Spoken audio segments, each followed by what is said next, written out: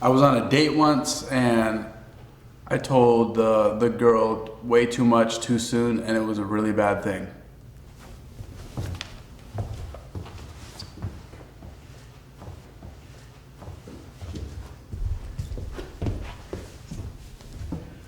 I'm going on dates now. I have no idea how to explain the last 10 years of my life. But I'm pretty sure going into diagnoses isn't the best way.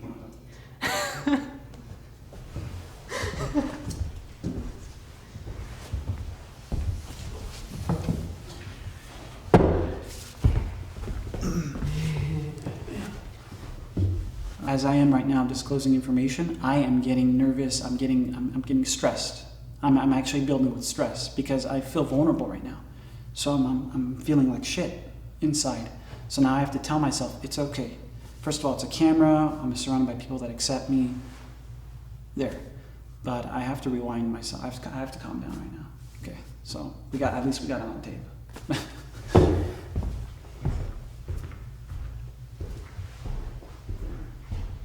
When I wear short sleeves, I have cuts on my arms. I mean, I don't have cuts because I stopped cutting like 10 years ago, but I have scars. But one day I just decided I have had it with wearing long sleeves my whole life. I mean, this is just not gonna happen. At work, I wear long sleeves. But it's interesting, like the kind of people that come up to talk to you, like people that like have the same problem. They like know your name, kind of in a sense. So people want to check in, like, hey, how you doing? Like, I see what's going on. Like, you doing okay? Yeah, I'm doing good. Why? Oh, because I was doing the same thing. Oh, how are you doing? I'm doing good. Or like, I need some help. And it's just kind of, it's nice to go about the world and know that someone kind of is relating to you. For the past, like, 7 years now, I was diagnosed with bipolar disorder. A lot of people can look at me and tell me that I don't look like I'm bipolar, but trust me, it's there. It's been there for quite some time. The warning signs, the mood swings, but thanks to the medication I've been taking, I'm learning to deal with the illness day by day. My name is Dave, and I have major depression, and I'm not ashamed of that, and I know it's not my fault. My name is Eli. I have OCD, schizoaffective, and God knows what else. I don't even know. I was diagnosed about a year and 5 months ago or so. Sometimes when you're preparing to disclose to somebody that you know, it's important to actually practice with a friend. Maybe you should ask them first about their private information. And then, if you feel comfortable and it's thick enough, then maybe you can give yourself up. I've done some work with the Painted Brain magazine. And then they'll be like, oh, what's the Painted Brain magazine? Because sometimes people are interested. And then you'll say it's a media arts project and we work with young adults with mental illness. And if they go, oh, you might not want to proceed. Just remember to be yourself and don't worry about what others think. If they can learn to accept it and deal with it, that's fine. But if they can't, then that's their problem. If you want to explain your behavior, which is a lot of what I want to do, you can just explain that those behaviors are a part of your personality, rather than giving it a name that might not have any veracity. I think a good idea when I'm disclosing something would be to ask myself, why am I really disclosing it? If you're in a tight situation, you feel like you have to disclose it so that the people don't lose their respect for you, then you might have to just come out and say, hey, to the certain people that it affected, that this is why. Sometimes you don't want to do it, but sometimes doing the right thing is difficult. So just do it. You'll feel lighter. You won't feel like you're holding this huge, cloud on top of your head. Like someone that knows you better than you and can take you through a hard time, I mean, I think that's great for anybody. It's great to have great friends.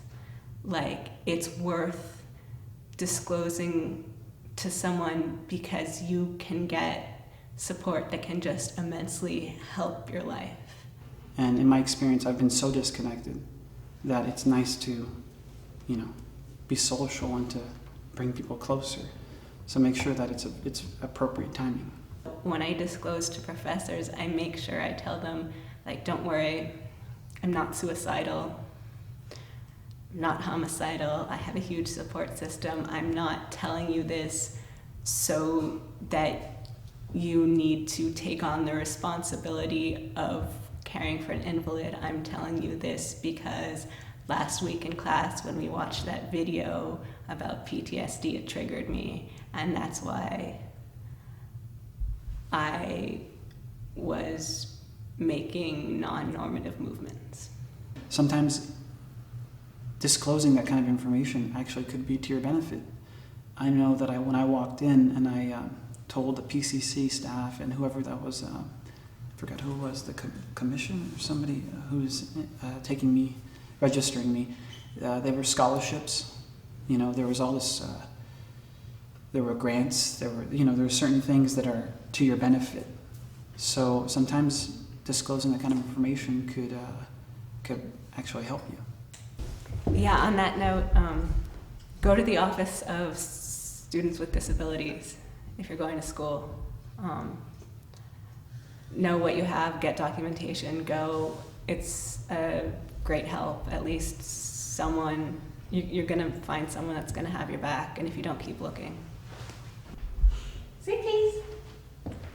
He's not going to do it from there. There's a saying that you can't unring a bell. You can't really undisclose something once you've disclosed it. So it's really important to think about that and think about what the purpose is and what the possible impact of your disclosure will be on that person. Because sometimes when you get really excited and you just met somebody and you feel like you can just open yourself up, that could be the time that the curtain comes down. So just be careful, think logically. Never disclose anything personal about yourself if you are not comfortable and if you don't know what you're doing. Because in my case, I've said, I've told people, oh yeah, I have this issue, and they thought I was joking, and they started to crack up. And then I got offended, and then it turned into, it could turn, it could get spoiled. When you disclose your mental illness to people, it's normal, unfortunately, for them to get the wrong idea about you. It's not an easy thing to do. So you don't want to have remorse because you did it. So make sure that you're in a safe environment. For the most part, it's probably a pretty good idea to be sober when you're thinking about disclosing something. When you want to disclose something, it's not for the sake of, like you're having self-sympathy. So you want to tell people, like, oh, I feel so sorry for myself because I have this. It's more of to build a trust and to bring somebody closer to you. Because anytime you're becoming vulnerable, it's kind of to be more connected to the person. Sometimes I think it's not worth it to talk to people because life is painful. But it's so worth it to have people you can check yourself with and who know you and who love you and who are there to support you, because you go out in the world and you're faced with stigma, or you hear people using the word crazy because it's fun, or you hear people saying, oh, that's schizo, or oh, that person's whack, or you hear a bunch of stigma, and you can just go home and you have support, and you have people that love you, and you have people that know you. That disclosure is the best disclosure in the world, and it's just part of sharing your humanity with somebody else. And I completely recommend it.